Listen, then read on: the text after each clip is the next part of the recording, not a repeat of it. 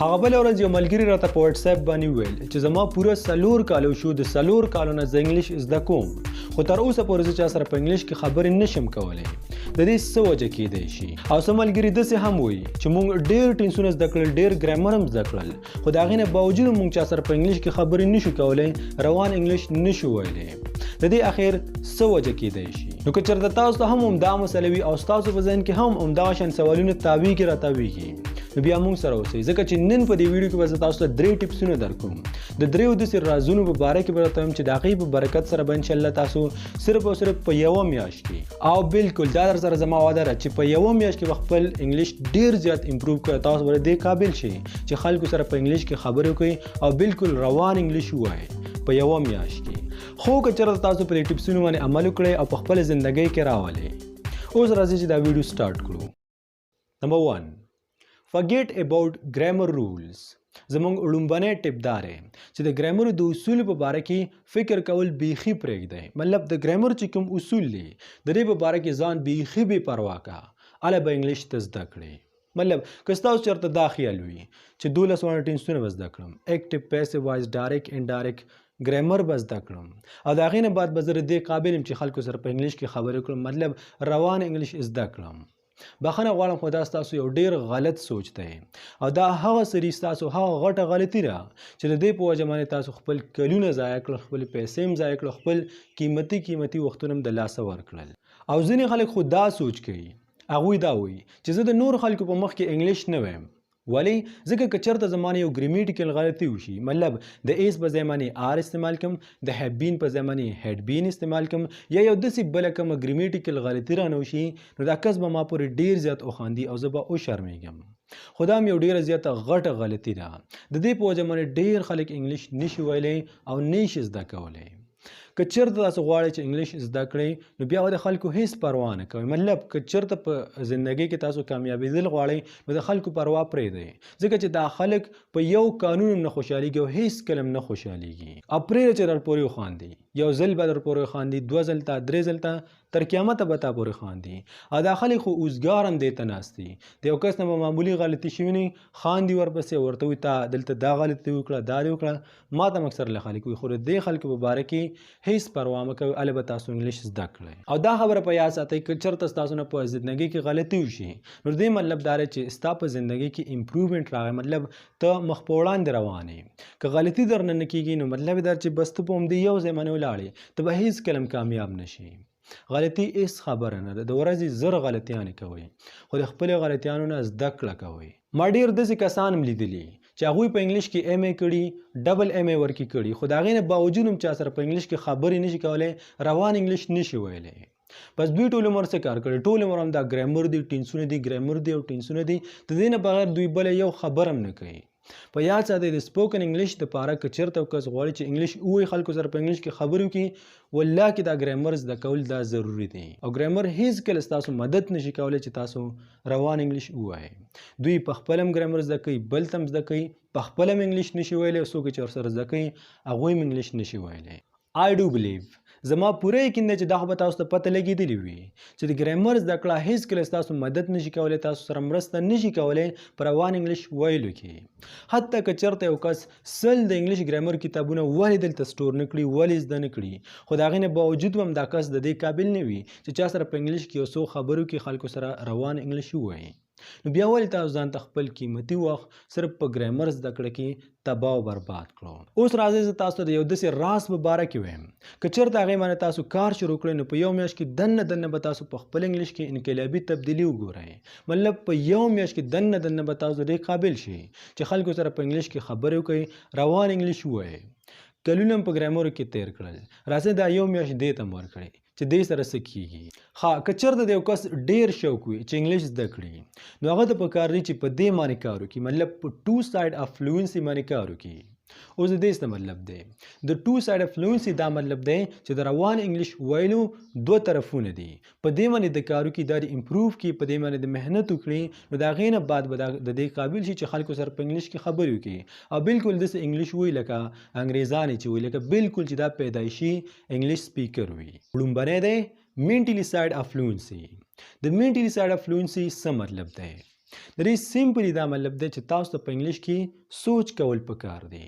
اوس به تاسو دا سوچ کوئ چې په انګلیش کې به سوچ څنګه کوئ.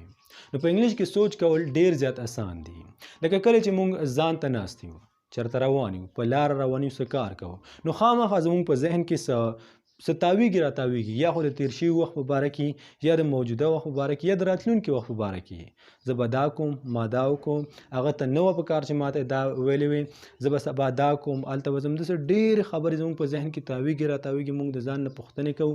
ځان سره خبرې کوو. نو د دې مطلب دا دی که چېرته یو کس د پښتو په ځای باندې دا ټولې خبرې په انګلیش کې شروع کړي، مطلب که کولی شي که نه، په سټارټ کې به لږ مشکل وي، خو هغه ته پکار دی چې دا په انګلیش کې وکړي. نو دې سره به ستاسو منټلي سایډ اف فلوئنسي امپروو شي، مطلب تاسو به په انګلیش کې سوچ کول شروع کړئ. او کله چې یو کس په دې باندې کار شروع کړي، نو هغه ته بیا د دې ضرورت نشته چې د پښتو یو جمله راواله انګلیش ته ټرانسلیټ کا او بیا یې بل ته ووایه. اب ډایرکټ اتوماتیکلی ستاسو دماغ به داسې کار شروع کړي لکه بالکل یو کمپیوټر،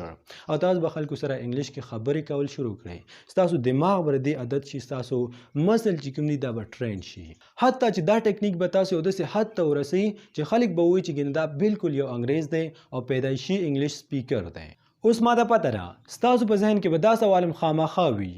چې موږ انګلیش بیخي نشو ویلی، نو په انګلیش کې سوچ څنګه شروع کړو، مطلب په انګلیش کې موږ داسې خبرې څنګه وکړو چې ما سره دا وشو، زه به دا کوم، دا ټولې خبرې ځان نه پوښتنې کول، دا موږ په انګلیش کې څنګه شروع کړو. بالکل یو ښه سوال دی او د دې لپاره ما سره یو بهترین جواب دی. هغه دا چې تقریبا موږ یو څو ورځې مخکې په دې باندې یو ویډیو جوړه کړې وه، تقریبا 40 منټه یا 45 منټه ویډیو ده. په هغې کې موږ تاسو ته ټولې هغه جملې، هغه الفاظ درکړي، که چېرته هغه تاسو زده کړئ نو د هغې نه بعد به تاسو دې قابل شي چې په انګلیش کې به سوچ شروع کړئ. هغه صرف او صرف think in English language دپاره ده، مطلب د هغه کسانو دپاره ده څوک چې په انګلیش کې سوچ شروع کول غواړي. د هغه ویډیو نه به تاسو ډېره زیاته زده کړه وکړئ، هغه ویډیو به تاسو روان کړي، او د هغې نه بعد به تاسو ته لارې په خپله کولاوي شي. لارې کولاوېدل به تاسو ته سټارټ شي او تاسو به په ډېر کم وخت کې انګلیش زده کړئ. او اوس راځئ چې خبره وکړو د فلوئنسي د دویم سایډ په باره کې، مطلب د روان انګلیش ویلو د دویم طرف په باره کې چې دا څه ته وایي او دا څنګه تاسو امپروف کولی شئ. نو هغې ته ویل کېږي فزیکلی سایډ اف فلوئنسي، مطلب تاسو چې زده کړل منټلي سایډ اف فلوئنسي، د هغې مطلب دی تھنک ان انګلیش لینګویج، مطلب چې زموږ په دماغو کې انګلیش تاویږي راتاویږي.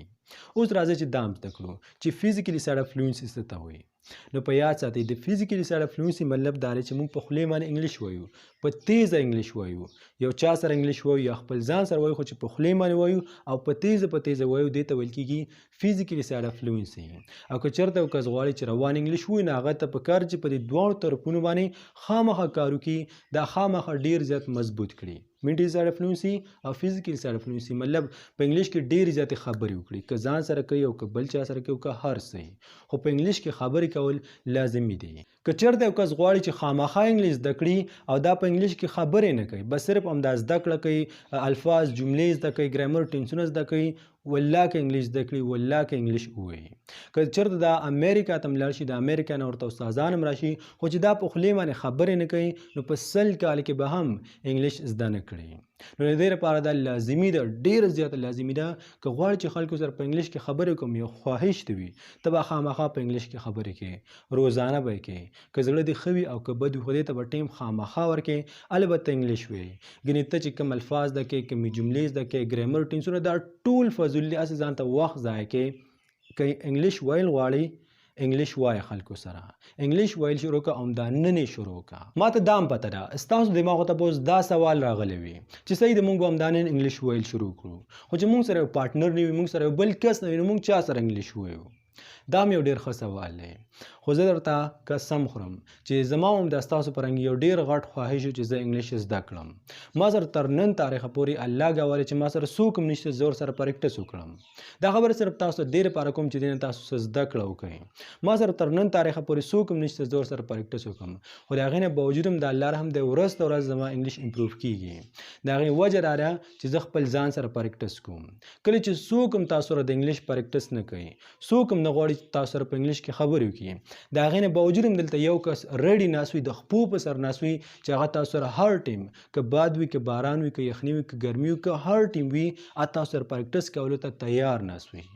هغه څوک دی هغه تاسو هم دا په خپل لاس دی. هر ټیم ځان سره په انګلیش کې خبرې کوي، بالکل داسې وایي لکه ما سره چې بل کس وي، او ځان سره د ځان نه پوښتنې کوه، ځان سره په انګلیش کې خبرې کوه، یو ټاپک رااله په هغې باندې خبرې کوه. دلته به زه تاسو ته خپل مثال درکم. هر سهار د مونځ نه بعد زه خامخا یو ټاپک خوښوم او په هغه ټاپک باندې د خپل دماغ نه په خپله خبرې کوم. که مطلب که ویلی شم او که نشم ویلی ګډوډ لګیم، خو په هغې باندې خبرې کوم، د ځان نه پوښتنې کوم. بیا چې کله ماښام شي اوده کېږم، زه د هغې نه مخکې خامخا یو ټاپک راولم، یو بل ټاپک راولم او په هغې باندې 10 منټه 15 منټه خبرې کوم، د ځان نه پوښتنې کوم، خو ګډوډ لګیم. خو همدغه لاره ده د انګلیش د زده کولو. ستاسو ډېر قیمتي وخت ضایع کول نه غواړم. په اخر کې به زه تاسو ته صرف او صرف د دې ویډیو خلاصه درکړم، مطلب سم چې تاسو کتل، سم زده کړل، د هغې په باره کې به درته ووایم. نو په لومړني نمبر باندې موږ زده کړل ډونټ وري اباوټ ګرامر رولز، مطلب د ګرامرو د اصولو په باره کې خو بیخي فکر پرېږده. په انګلیش باندې خپیو لاسونه مات کړه، خو ضروري دا ده چې ته انګلیش وایې، انګلیش ویل شروع کړه. بالکل د ګرامرو د اصولو په باره کې سوچ مه کوه. د هیو بین په ځای باندې هیز بین استعمال کړه، د سنس په ځای باندې فار استعمال کړه، د واز په ځای باندې ور استعمال کړه، هیڅ پروا مه کوه. که چېرته ته نن مات ګوډ انګلیش ونه وایې، نو سبا کې ته والله کې صحیح انګلیش وایې. نن مات ګوډ انګلیش وایې، هیڅ پروا نه کوي، ډېر ژر به ته صحیح انګلیش وایې. په دویم نمبر باندې موږ دا زده کړل چې think in English language، مطلب په انګلیش کې سوچ کول شروع کړه. ته چې څومره سوچونه په پښتو کې کوې، څومره خبرې په پښتو کې کوې، ځان سره په خپل زړه کې دا ټولې راواله په انګلیش کې کوه. او د دې په باره کې موږ الریډي یو زبردست ویډیو جوړه کړې ده چې په هغې کې ډېر څه پراته دي، ډېر څه به ته زده کړې، او د هغې لینک لاندې په ډسکرپشن کې دی. او په انګلیش کې سوچ کول دا خو ډېر زیات اسان دي. مطلب که چېرته څوک اوده وي، ته په لار روان وي، هر ځای کې ته ځان سره په خپل زړه کې، په خپل ذهن کې خبرې کولی شي، په انګلیش کې سوچ کولی شي، او دې سره به ستاسو انګلیش ډېر زیات امپروو شي.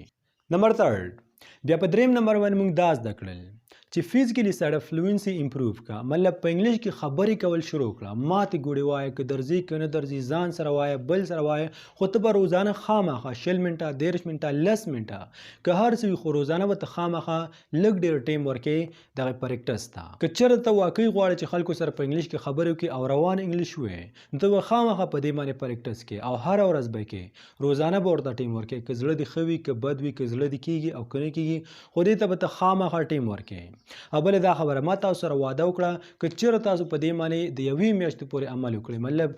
عمل کول پې شروع کړئ، په یوې میاشت کې به دننه تاسو ته د دې ریزلټ میلاو شي. خو داسې خبره نه ده چې تاسو مطلب یو ورځ پریکټس وکړئ، یو هفتې پورې، بیا یې پرېږدئ. که ړم ښه وي که بد وي، په دې باندې به خامخا پریکټس کوئ، روزانه به یې کوئ که انګلیش زده کول غواړئ. دلته بله یو لار هم نشته چې د هغې په ذریعه باندې تاسو انګلیش زده کوئ، صرف سپیکینګ. که ته په یو کلي کې اوسېږي، یو ښار کې، په امریکا کې، په هر ځای کې ستا که شوق وي، ته به یې خامخا زده کړې.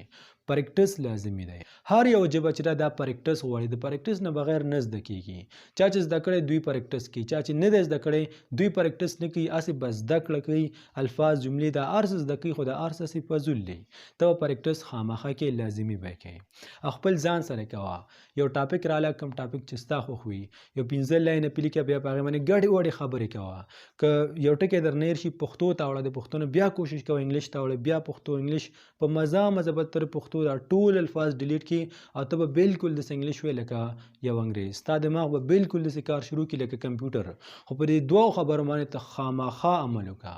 فزیکلی سره فلوئنسي او منټلي سره فلوئنسي. سوچ کوه، هر ټایم سوچ کوه، او په ورځ کې خامخا څه ټایم ورکوه انګلیش ویلو ته. دا هغه سړي چې زما مدد یې وکړو، دا هغه سړي چې د دې په ذریعه باندې ما انګلیش زده کړو، د دې په ذریعه باندې ډېر زیات خلک انګلیش زده کوي. نو که چېرته ستاسو هم خوښي شوي، نو په دې باندې خامخا عمل وکړئ، دا به خپلې زندګۍ کې راولئ. ګینې انګلیش همداسې نه زده کېږي. انګلیش څه په یوزبی کې د چا نه نشي راوړی چې ته هغه راولې خپل ذهن ته یې ور ټرانسفر کړي. ته به انګلیش خامخا وایې. نه زه تا ته انګلیش ښودلی شم، نه درته بل ښودلی شي، نه بل، تر څو چې تا نه یې غوښتی. د دنیا یو طاقت هم تا ته انګلیش نشي زده کولی. او که ته چېرته غواړې په یو میاشت کې دننه انګلیش زده کولی شي. سندیپ ماهیشوري وایي که چېرته تاسو ته د داسې کس تاله شوي، ته یو داسې کس پسې ګرځې چې هغه ستا زندګي بدله کړي د همیشه دپاره، مطلب ستاسو نه یو کامیاب انسان جوړ کړي، نو بیا ته لاړ شه او شیشې ته مخامخ ودرېږه. په شیشه کې به کس تاسو ته مخامخ ښکاری شي. مطلب صرف او صرف تاسو خپل زندگی بدلولی شي. نه درته زه بدلولی شم، نه بل، په خپله محنت وکړئ، په خپله زده کوئ، او په خپله زندګۍ کې کامیاب شئ. ګرانو کتونکو، که چېرته دا ویډیو ستاسو خوښ شوي وي او سمتې زده کړي وي دا خبرې ستاسو په زړه باندې لګېدلې وي نو بیا مهرباني وکړئ دې ویډیو ته یو لایک ورکړئ او که چېرته تاسو واقعي غواړئ چې انګلیش زده کړئ نو بیا زموږ چینل همدا اوس سبسکرایب کړئ ځکه چې هر ورځ موږ خپل پوره کوشش کوو چې داسې ویډیوګانې اپلوډ کړو چې هغه ستاسو په انګلیش کې یو ډېره غټه انقلابي تبدیلي راوستلی شي د خپل ځان ډېر خیال ساتئ انشاءالله زه به یو بلې ویډیو سره بیا حاضر شم until take care and goodbye